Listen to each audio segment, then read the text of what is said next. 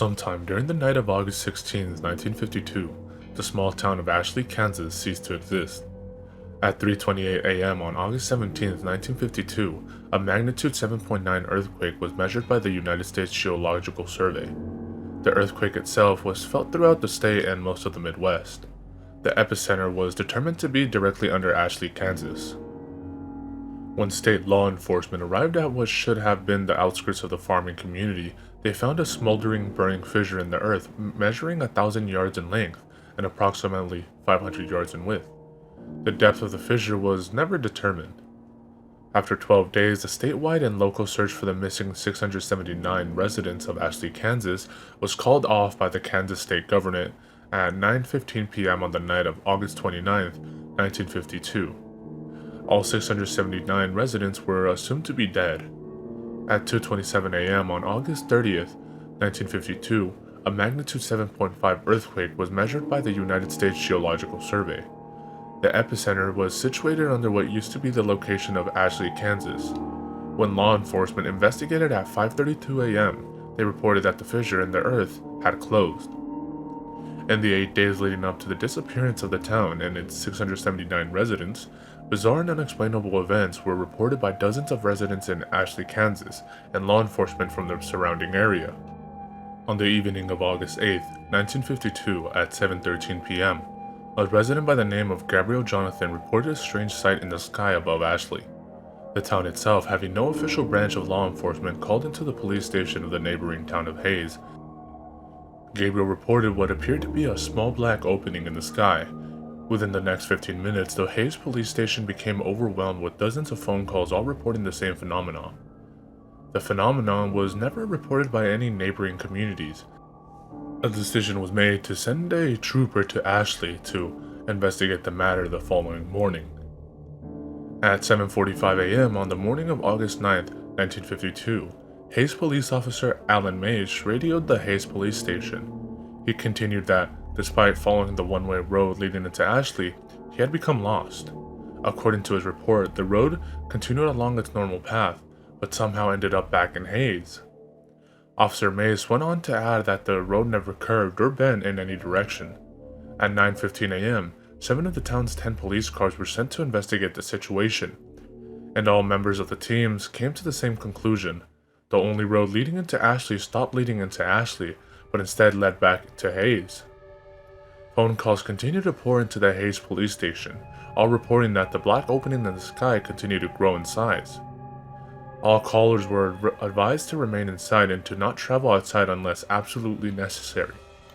At 8:17 p.m., Mrs. Elaine Cantor reported her neighbors, Mr. and Mrs. Milton, and their 2 children, Jeffrey and Brooke, missing.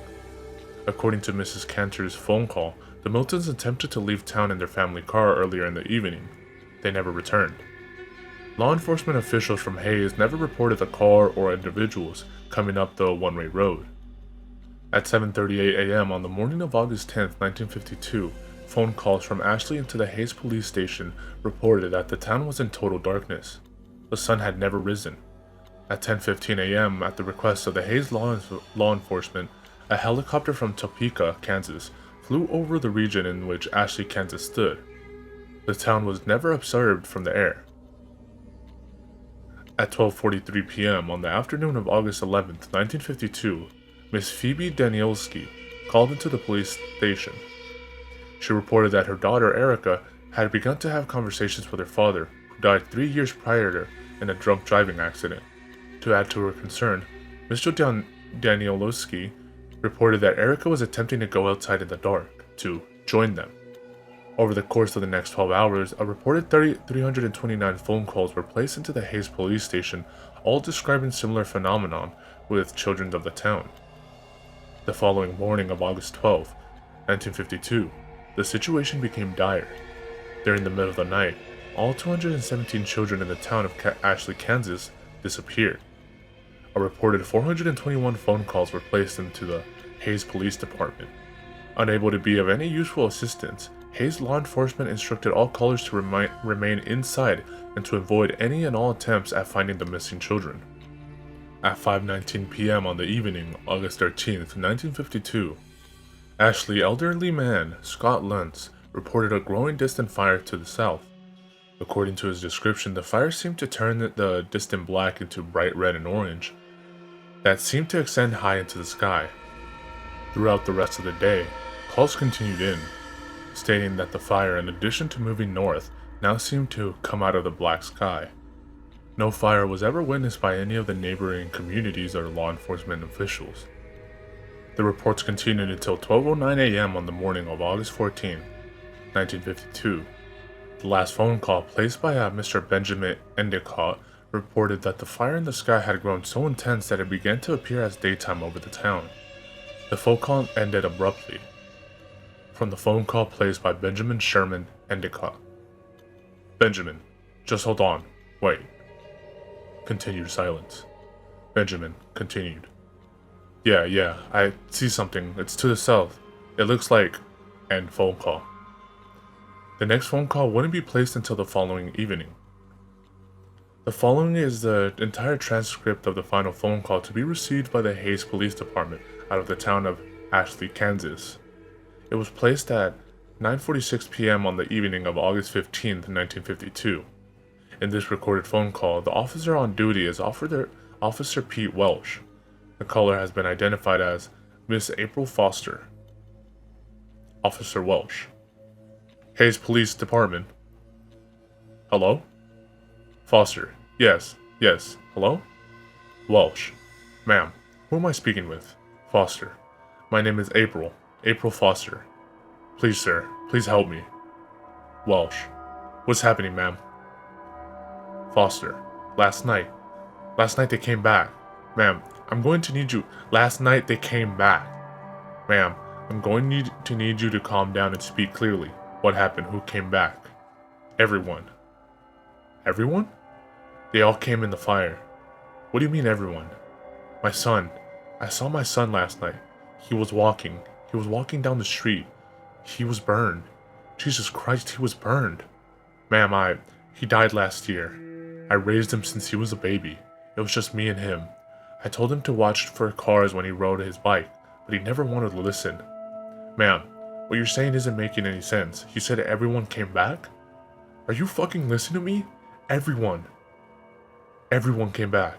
Everyone who died or went missing, they're back, and they're looking for us. He said, Mommy, I'm okay now. See, I can walk again. Where are you, Mommy? I want to see you. Ma'am, where are you now? Are you safe? I'm hiding, just like everyone else.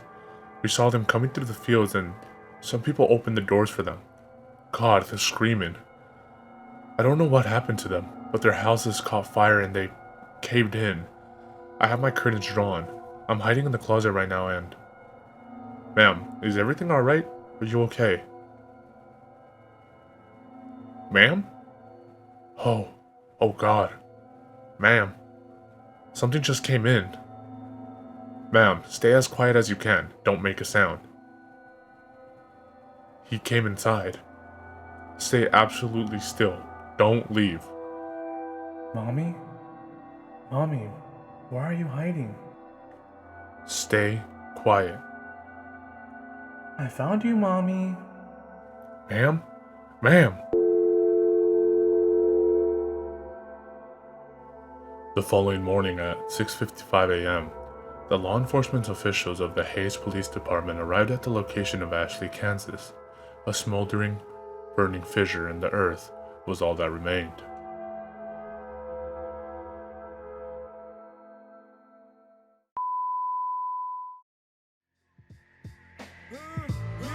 Big up to all my peoples. I done dug into my bag of tricks, came up with some different skits. Not your average mafia, I be on some different shit. You know I'm pimping shit that make you use your mind. So if you can fill in the blanks, do it when it's time. Come on. 1, 2, 3, 4, 5, 6, 7. Feel like I'm in hell, but I wish I wasn't. Yeah, you got it, now knock it while I rock it. I stick plugs in the socket and money in my... Yo, I get psychotic when you try to diss my staff. No props for your block, so you could just kiss my...